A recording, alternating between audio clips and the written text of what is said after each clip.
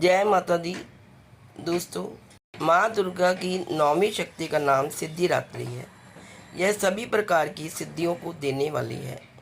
नवरात्रि पूजन के 9वें दिन इनकी उपासना की जाती है।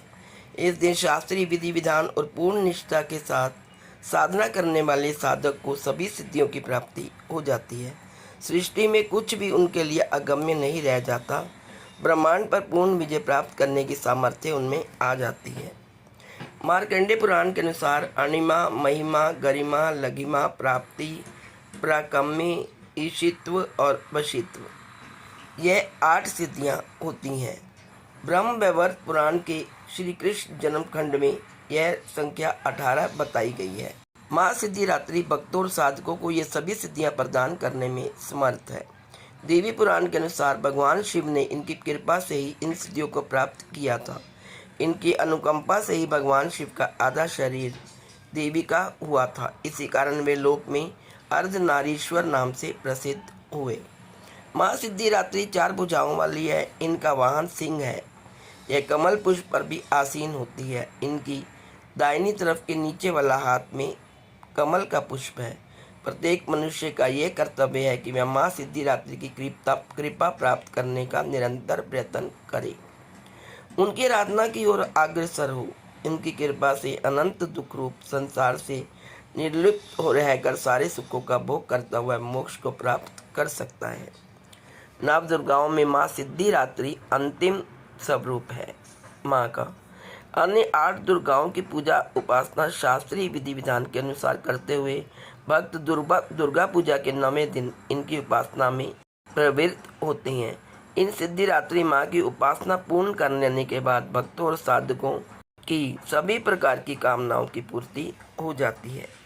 सिद्धिरात्रि माँ के कृपा पात्र भक्त के भीतर कोई ऐसी कामना शेष बचती ही नहीं है जिसे वह पूर्ण करना चाहे। वह सभी सांसारिक इच्छाओं आवश्यकताओं से ऊपर उठकर मानसिक रूप से माँ भगवती के दिव्य लोकों में विचरण करता हुआ उनके कृपा रस पीयूष का निरंतर पान करता हुआ विषय भोग शून्य हो जाता है। माँ भगवती का परम सानिध्य ही उसका सर्वस्व हो जाता है। इस परम पद को पाने के बाद उसे अन्य किसी वस्तु की आवश्यकता ही नहीं रह जाती। माँ के चरणों का यह सानिध्य प्राप्त करने के लिए हमें निरंतर नियम में रहकर उनकी उपासना करनी चाहिए। माँ भगवती का स्मरण, ध्यान, पूजन हमें इस संसार की असारता का बोध कराते हुए वास्तविक परम शक्तिदायक अमृत पद की ओर ले जाने वाला।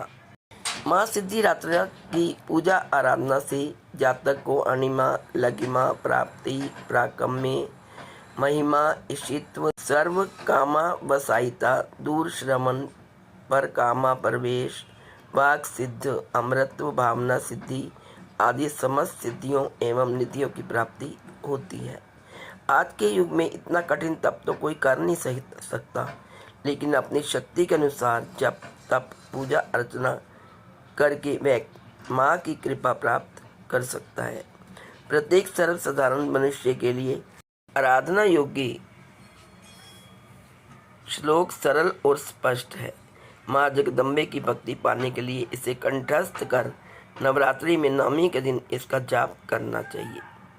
यह मंत्र है, या देवी सर्वभूतेषु माँ सिद्धिदात्री रूपेण संस्थिता, नमस्तस्यै नमस्तस्यै नमस्तस्यै नमो नमः।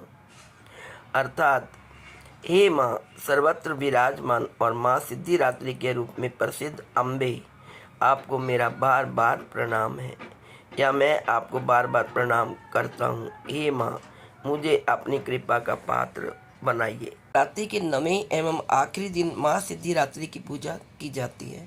मान्यता है कि सृष्टि के आरंभ में भगवान रुद्र ने सृजन के उद्देश्य से आदि पराशक्ति की आराधना की थी। मान्यताओं के अनुसार देवी आदि पराशक्ति का कोई निश्चित रूप नहीं था। इधर भगवान रुद्र की पूजा से भगवान शिव की वामन से सिद्धिरात्रि के रूप में प्रकट हुई है। इनकी पूजा से सभी मनोकामनाएं पूरी होती हैं।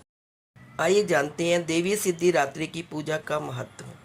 धार्मिक ग्रंथों के अनुसार माता सिद्धिदात्री अपने भक्तों को समस्त प्रकार की सिद्धियां प्रदान करती है। भगवान शिव को भी देवी सिद्धिदात्री की कृपा से ही सभी सिद्धियां प्राप्त हुई थी।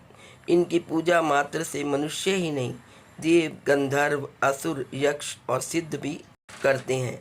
भगवान भोलेनाथ के वाम अंग से देवी सिद्धिदात्री के प्रकट होने के बाद ही भगवान शिव को अर्धनारीश्वर की उपाधि प्राप्त हुई थी। इस माता सिद्धिदात्री का प्रिय पुष्प रात की रानी है।